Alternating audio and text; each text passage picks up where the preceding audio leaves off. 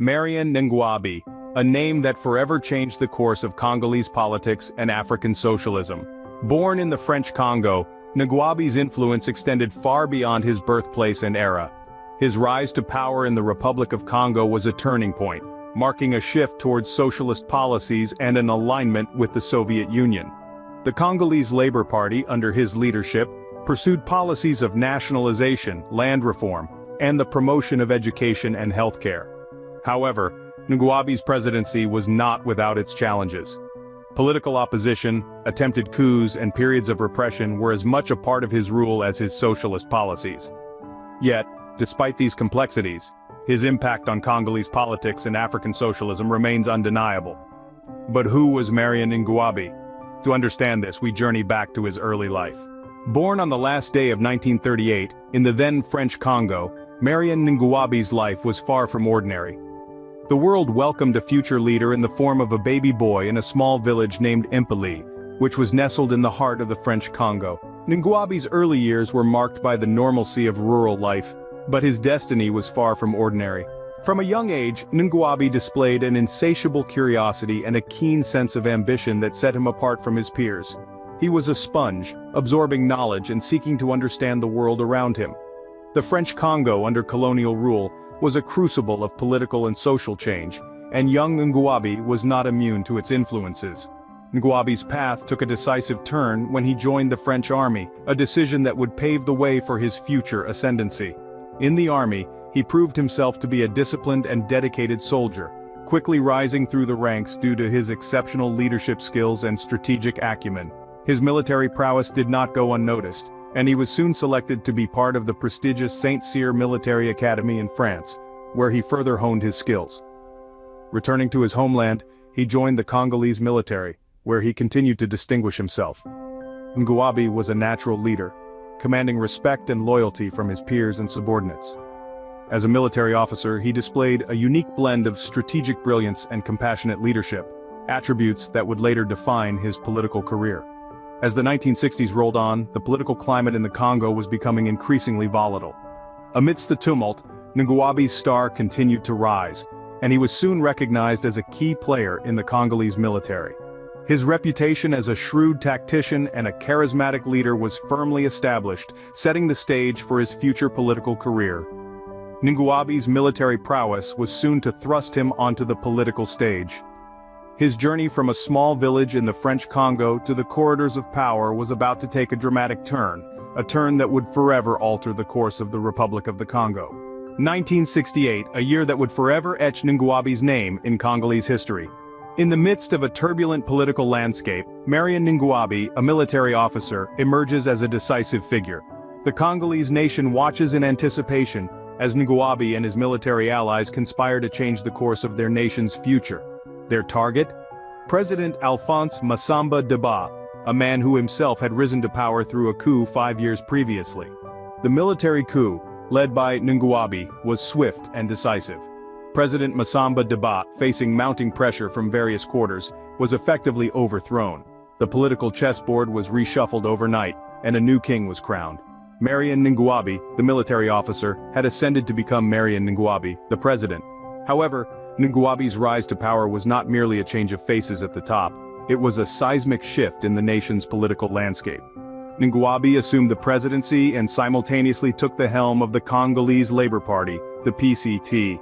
His ascension represented a new era of political ideology and a break from the past. Ngouabi, an advocate of socialist principles, set about reshaping the nation in line with his beliefs.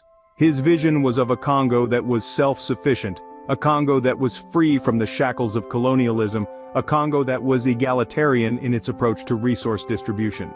His rise to power marked the beginning of a period of transformative change, a period that would leave an indelible mark on the nation's history. However, the journey to realizing this vision was anything but smooth. Ngouabi's rule was characterized by a series of internal and external challenges, political opposition, and attempted coups. His presidency was a constant tightrope walk, a test of his resolve and his ability to navigate the intricate web of Congolese politics. Ngouabi now held the reins of power, but his rule would be anything but ordinary. His presidency marked the beginning of an era of profound change and turbulence, a period that would forever shape the course of Congolese history. As president, Ngouabi embarked on a path of socialism, transforming the Congolese state. His administration saw a shift towards socialist policies, aligning closely with the Soviet Union and other socialist regimes. Industries were nationalized, land reforms put into effect, and a strong emphasis was placed on education and healthcare. Ngouabi's vision was to create a society where resources were distributed equally, where every citizen had access to basic necessities, and where the state controlled major sectors of the economy. He believed that this was the path to true independence and progress for the Congolese people. However, his rule was not without its challenges. Internally, Ngouabi faced opposition from various political factions. The socialist changes, while aiming to benefit the masses, did not sit well with everyone. There were those who felt marginalized, those who opposed his ideologies, and those who sought power for themselves. This led to numerous attempts to topple his government, resulting in periods of political repression. Externally, Ngouabi navigated a complex web of international relations. While maintaining strong ties with his socialist allies, he also engaged with various African and non-aligned nations, forging relationships based on mutual respect and shared aspirations. At the same time, he remained critical of Western imperialism, often speaking against the interference of Western powers in African affairs. But in spite of these challenges, Ngouabi remained steadfast. He continued to push for his vision of a socialist Congo, believing in the potential of his country and its people. He faced opposition head-on, never wavering in his commitment to his principles and his nation. Despite the challenges, Ngouabi's rule continued until one fateful day in 1977. His story is a testament to the complexities of leadership, the struggles for ideological change, and the challenges of navigating a nation through the turbulent waters of post-colonial politics. It is a story that continues to echo in the annals of African history. On March 18, 1977, Marien Ngouabi's rule was abruptly ended, not by an election, but by an assassin's bullet. A shocking turn of events that would send ripples of change coursing through the Republic of Congo. In the midst of his presidency, Ngouabi was assassinated in what was believed to be an orchestrated coup attempt. The culprits? A combination of internal and external opponents who had grown weary of his socialist policies and his firm grip on power. The bullet that took Ngouabi's life didn't just end his rule, it also sparked a fierce power struggle in the wake of his sudden departure. The political vacuum left behind was akin to a ticking time bomb, waiting to explode.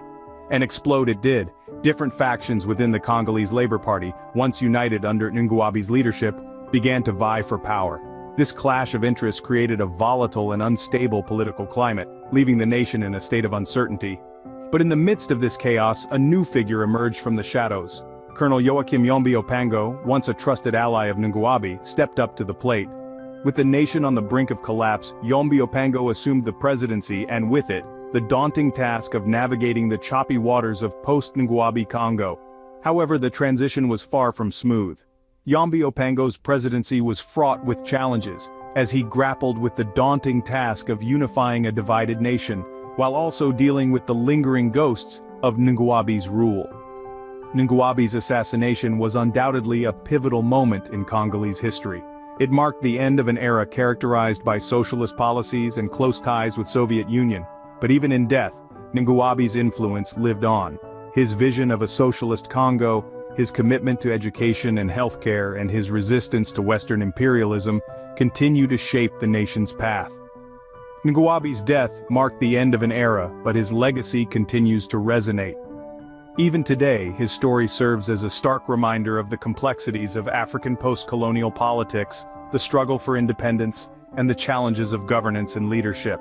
Marien Ngouabi, a key figure in Congolese politics and African socialism, left behind a complex legacy. His presidency, emblematic of a nationalist and socialist-oriented governance, left an indelible mark on the Republic of the Congo. He championed the nationalization of industries, land reforms, and the promotion of education and healthcare, seeking a path towards a socialist future. Yet his rule was not without controversy.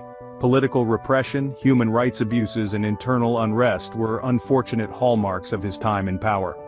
His assassination, a significant event in Congolese history, symbolizes the challenges faced by African leaders during periods of political instability. The story of Marien Ngouabi is not just about a man, but also about a nation grappling with its identity in the post-colonial era. It's about the struggles for independence, ideological shifts, and the challenges in governance and leadership. Marien Ngouabi's story is a testament to the complexities of African post-colonial politics, a tale of struggle, ideology, and leadership.